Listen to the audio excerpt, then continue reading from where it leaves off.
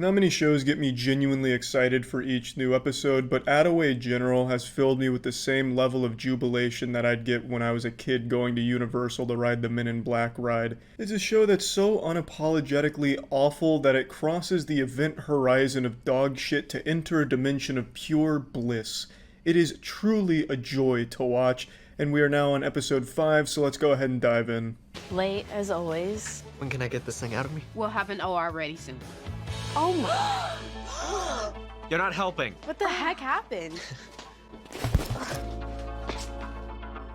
What the? You.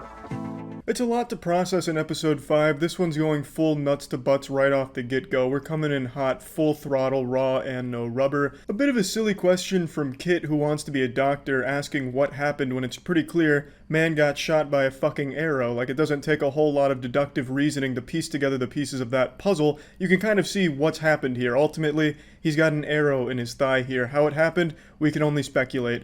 Perhaps he was playing Lord of the Rings, LARPing, and his friend accidentally shot him while playing as Legolas. There's really no telling, but clearly the issue here is there's an arrow in his thigh, Kit. You're not going to be a doctor if you're not making astute observations like that. Luckily, we get more of Jack right away. Jack, of course, being the star of this show. He comes storming in backwards while holding his phone to the sky, taking pictures of the ceiling to jerk off to later. He bumps into Kit, and that's when he's made aware of the horrifying situation unfolding before him, letting out an incredibly convincing scream of terror. You can really feel the emotional distress that Jack is experiencing in this moment and how caught off guard he was and horrified by what he was witnessing. So kudos to the actor for selling this performance, as he's done time and time again at Attaway General, carrying this entire show on his back with his incredible acting performance here. You guys know each other? He's the one that did this to me. Ow! Jack, don't do that.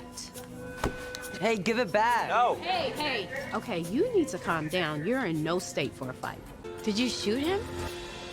No, of course not. Donnie, did he? Well, no, but he might as well have. We get a brief hint at the beast living inside of Jack. Sometimes you almost forget that Jack has been arrested. It was made clear in the very first episode Jack was arrested. We don't know what for, but we're getting some clues now, and it could be some very heinous shit. Perhaps we have a Jekyll and Hyde situation going on here. Shitty actor by day, shitty archer by night. You might not know where you are for a moment, but don't worry. I'll be there the whole time. I'll catch up with you. Georgia. Georgia, wait up. Can't, I'm late for something. Late for what? Jeez, can you please take a hint and leave me alone? You can't just not talk to me forever. Like you said, it's a small hospital.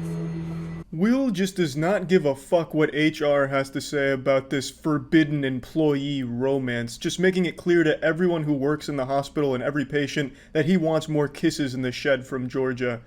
Georgia, come back here. We have to keep kissing in the shed. Georgia, it's a small hospital. That means you have to keep kissing me in the shed. You can't just not kiss me.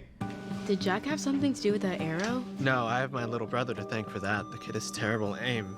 But because of Jack, I got in trouble and I'm stuck babysitting the little stinker all summer long. If it wasn't already extremely clear that this show is written by 80-year-old men on their yacht who never even had a childhood or teenage years, they were literally birthed, brought into this world as a 60-year-old geriatric man, I think it's pretty obvious now after that line. I'm stuck having to babysit that little stinker? Who the fuck says that besides someone that's like 60 years old? But what did Jack do? You mean he never told you why he got community service? I'd rather not get into this. What happened? Well, a few months ago, Jack convinced me that he knew how to drive, and spoiler alert, he couldn't. He ended up crashing my dad's car into a telephone pole. I thought I could do it. Yeah, you thought you could. To be honest, I don't really remember. You don't? Yeah, that's convenient. Oh, jeez. Well, I always believed that, Jack's crime must have been something trivial, something just innocent, like, skateboarding on someone's private property and getting arrested for trespassing, or just something small, but I could have never expected it to be as serious as this. This is fucking huge. He's even more of a hardened criminal than I thought he was. Holy shit. I'll be honest, I was really disappointed with this. This is the crime they decided to go with. I was hoping they doubled down on the insanity and make it something truly just fucking wild. Like it turns out Jack was an active serial killer or like a cult leader like Charles Manson who was trying to find his redemption in life through Attaway General. Something like really fucking heavy. But they didn't. They decided to go with something lame and boring like crashing his friend's dad's car and then for some reason forgetting about it. I got you flowers. Made you laugh. I was laughing at you. Has anyone seen the latest shipment of toy donations? Oh, they're in the shed. I can grab them. Georgia, would you just hear me out? No. I just want to say it's different with you. I want you to be my girlfriend. Yeah, the look on George's face really says it all. It is impressive how out of touch the writing in this show is. Hey, Georgia, look, I know you hate me, but can you be my girlfriend? They can't even accidentally write something into this show that makes any amount of sense at all. What did you just say? I said, Rosie! how long have you been there? Sorry. That was a really cute moment. Just pretend you never saw me. Well, they didn't see you. They wouldn't have known you were there if you didn't just announce your presence. So you could have just not said anything and just let it ride. Just don't really see why she'd just come in and be like, hey, wait a minute. This was cute. All right, now I'll leave. It's like on Twitter when two people announce their relationship and then some random fucking people on Twitter come in and say like, I don't support this relationship or I do support this relationship. Who the fuck cares? Nobody asked and nobody cares. So, I don't know. I gotta think about it. I need to make sure you're worth the risk. Can I help you with that? You've done enough. I have something for you. Pick this out of a biohazard bin. Listen, I know I messed up, but you're still my best friend. You were the first one to check up on me when I got my appendix taken out. It's pretty sick, right? Yeah.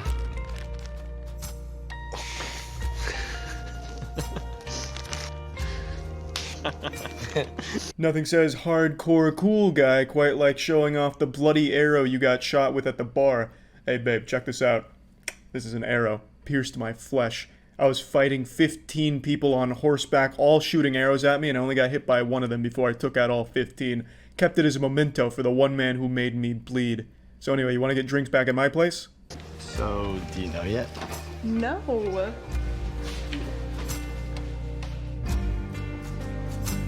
So all it took was Will asking for her to be his girlfriend for her to completely forget that she absolutely hates him. So in the span of about 30 seconds, she went from fucking hating the guy to about to fall in love with this man. And unfortunately, they were a little too intimate because Dr. Henry caught wind, probably the last one at this entire hospital to not know that they were kissing in the shed. And Dr. Henry's over there looking like, hey, wait a minute. That's my daughter and that's my student. I'm about to have to invent an entirely new scientific breakthrough. Murder. You're at the top of the list for the scholarship next year. Thank you. Oh, but Will, I think it'd be best if you stayed away from Georgia. I wouldn't want anything to get in the way of our work together. Understood. See you tomorrow. Well, now we're in quite the shit pickle here. Will just asked Georgia to be his girlfriend, and she was thinking about saying yes, but now that Dr. Henry has seen behind the curtain here and found this love that's been blooming in secret at the hospital, if you can call it a secret considering they were doing everything shy of fucking doggy styling in the hallways of the hospital. But now that he's seen that they've got, intimacy between them, he doesn't want that. So now he's putting the kibosh on this shit, otherwise Will might lose his scholarship. There's so much building right now. The drama's getting unreal at this point. I can't even imagine where they're going next. I'm excited for the next episode, and yeah, that's about it. So yeah.